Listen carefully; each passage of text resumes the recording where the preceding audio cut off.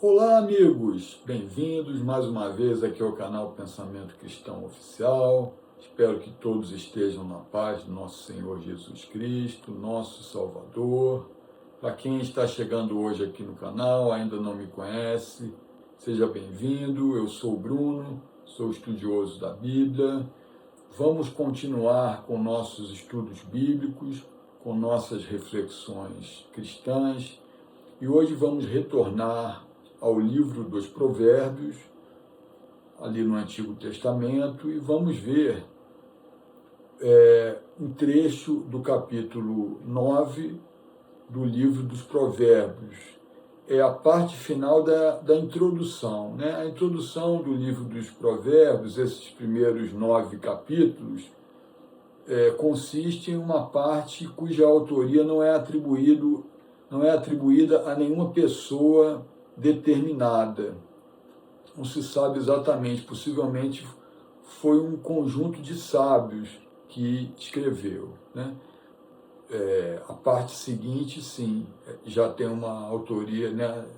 As partes que vêm subsequentemente já são partes que têm uma autoria determinada, ou pelo menos se atribui a autoria a determinadas pessoas, né? Muito bem, então vamos ver um trecho do capítulo 9, vamos ver os versículos 13 a 18. Esse trecho que nós vamos ver hoje tem uma certa relação com o Salmo 1, que é um assunto sobre o qual eu já fiz um vídeo aí. Quem tiver interesse, eu vou deixar um link no final desse vídeo para esse vídeo anterior a respeito do Salmo 1, né? Muito bem, então eu vou ler o trecho e depois vou fazer um comentário. Então, capítulo 9, a partir do versículo 13. A senhora insensatez é impulsiva, uma tola que não sabe nada. Ela se assenta à porta da sua casa, numa cadeira, no ponto mais alto da cidade, para convidar os transeuntes, os que seguem o reto caminho. Os ingênuos venham para cá. E aos sem juízo ela diz: a água roubada é mais doce, e o pão tomado às escondidas é mais saboroso. Eles não sabem que em sua casa estão as sombras, e que os seus convidados estão nas profundezas do inferno. Esse é o trecho, né? É um trecho em que a insensatez aparece como se fosse uma pessoa, ela aparece personificada. Em passagens anteriores aqui do livro dos Provérbios, a sabedoria aparecia personificada, convidando as pessoas a seguirem o seu caminho, né? E agora, na parte final do capítulo 9, é o oposto, é a insensatez que aparece personificada, convidando os transeuntes a entrarem na sua casa, né? Enfim, então é até bastante interessante essa forma como se dispõem as coisas. Há algumas diferenças nas traduções, né? Às vezes aparece a senhora loucura ao invés de a senhora insensatez. Pode haver de uma Bíblia para outra aí algumas diferenças nas traduções, mas o sentido geral é o mesmo. Por exemplo, no último versículo, aí o versículo 18, ao invés de aparecer seus convidados estão nas profundezas do inferno, às vezes aparece seus convidados estão nas profundezas do Sheol. Sheol é a mesma coisa do que inferno, na linguagem do Antigo Testamento, né? Às vezes aparece esse termo, Sheol. Vocês vão ver aí, dependendo da tradução, pode aparecer também. Bom, a primeira reflexão a fazer é o seguinte: essa passagem, como eu disse para vocês, tem muita relação com o Salmo 1, porque o Salmo 1 é aquele que descreve os dois caminhos, né? O caminho que segue o sábio ou o justo, e, por outro lado, o caminho que segue o ímpio ou o insensato. essa dicotomia muito presente no Antigo Testamento, muito presente, principalmente nos Salmos e nos Provérbios, isso aparece muito, mas é a tônica geral do Antigo Testamento, e isso também se vê no Novo Testamento. Então, se descreve que há dois caminhos, eles são muito diferentes, e o homem, né, por meio do seu livre-arbítrio, durante a sua passagem nesse mundo, ele vai escolher qual caminho ele pretende seguir. Um caminho é o caminho da sensatez, seguir os mandamentos de Deus, basicamente procurar se aproximar de Deus a cada dia. E ao tropeçar, voltar, procurar se aproximar de Deus novamente. E ao tropeçar, voltar, novamente procurar se aproximar de Deus. Todos nós tropeçamos, né? As pessoas tropeçam, cometem erros, mas o caminho da sensatez, da sabedoria, né, ele faz com que ao longo da vida a pessoa vá se aprimorando, vá cometendo menos erros, né, vá aprendendo com seus erros e vá se aproximando de Deus cada vez mais.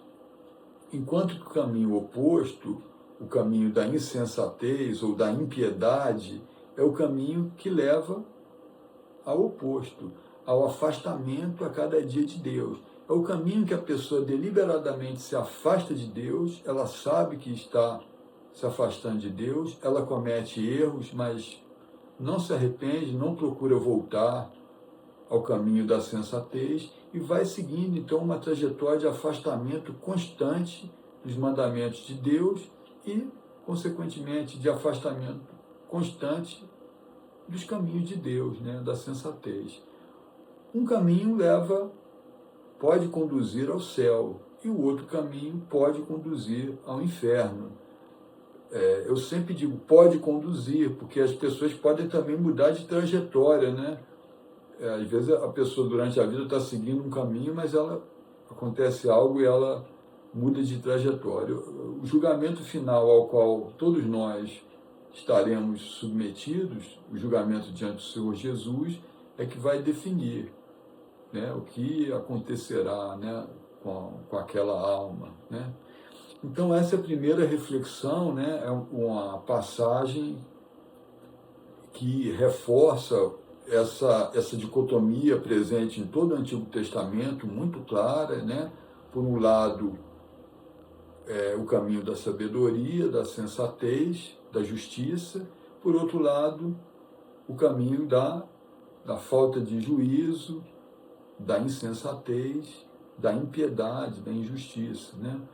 E a segunda reflexão, que é relacionada com essa primeira, que nós devemos fazer, é o seguinte: embora aqui, meus amigos, meus irmãos, tanto a sabedoria quanto a insensatez, embora nos Salmos, nos Provérbios, né, e particularmente aqui nos Provérbios, a sabedoria, por um lado, e a insensatez, por outro lado, apareçam personificadas como se elas fossem pessoas, fazendo um convite direto, tendo uma atuação direta de convidar os transeuntes a seguirem os seus passos, né, cada uma delas o seu caminho, nós sabemos que, na realidade, a ação ordinária de Deus nesse mundo e a ação ordinária, a ação comum de Satanás nesse mundo, não é direta, é indireta, através das pessoas. Tá? Isso é uma coisa, um conceito, uma ideia que nós temos que ter sempre muito viva, né? Uma ideia muito viva na nossa mente. A ação comum, ordinária de Deus e também de Satanás se dá por meio das pessoas, né? Então, o bom conselho, o conselho edificante, né? Aquela palavra que traz conforto, que traz paz no coração, aquela palavra que faz a pessoa se encaminhar para o caminho de Deus, é através de uma pessoa comum, como nós. Geralmente é assim, quase sempre é assim. E por outro lado, aquela palavra que conduz, que é tendente a conduzir à perdição, que traz desconforto, ou que traz ódio, né? Que faz a pessoa cometer um crime, que faz a pessoa cometer um pecado grave, que faz a pessoa se afastar de Deus, que faz a pessoa nutrir no seu coração sentimentos ruins, sentimentos reprováveis, também vem através de uma pessoa comum, né? Uma pessoa como nós, uma pessoa. Então, essa é a ação ordinária. A ação comum, ordinária de Deus se faz através das pessoas. E a ação comum, ordinária de Satanás também se faz no mundo através das pessoas. Então, nós temos que ter muita atenção, sabe, para o conselho recebido, para a palavra recebida. Em outras ocasiões eu já falei para vocês, é preciso ter muito cuidado antes de aconselhar, antes de falar qualquer palavra, né? Porque isso tem um impacto no mundo e pode ter um impacto na vida de outras pessoas que às vezes é até inesperado por parte de quem falou a palavra, mas às vezes é esperado, né? Então, isso é algo bastante importante, né, que nós devemos ter em mente. E a ação extraordinária, tanto de Deus quanto de Satanás. Pode haver uma ação extraordinária no mundo? Sim, pode haver. Pode haver uma ação direta, uma ação extraordinária.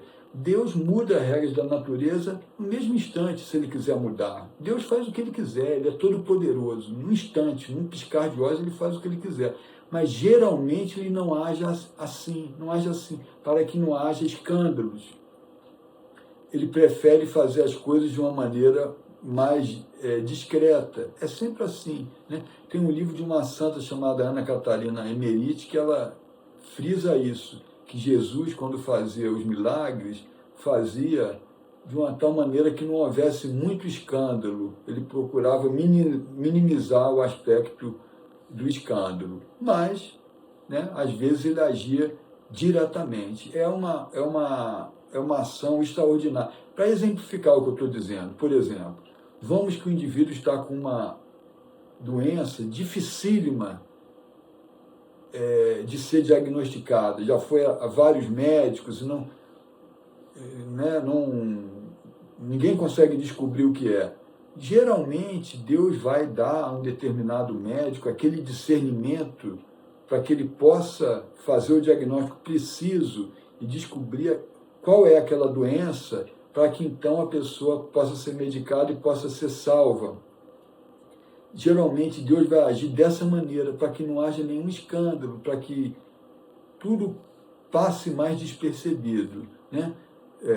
Por exemplo, a pessoa tem que passar por uma cirurgia dificílima, é quase impossível que aquela pessoa seja salva através da cirurgia.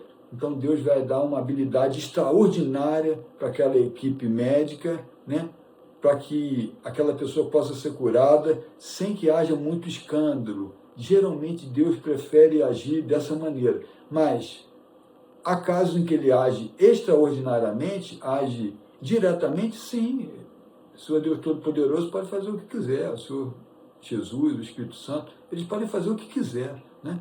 Então, há casos realmente que uma pessoa está desenganada, com uma doença gravíssima, e no dia seguinte fica curada, milagrosamente. Essa é uma ação extraordinária. Acontece uma coisa ou outra, mas é muito mais comum a ação ordinária, através de pessoas, por intermédio de pessoas, do que a ação extraordinária. Nesse mundo é assim.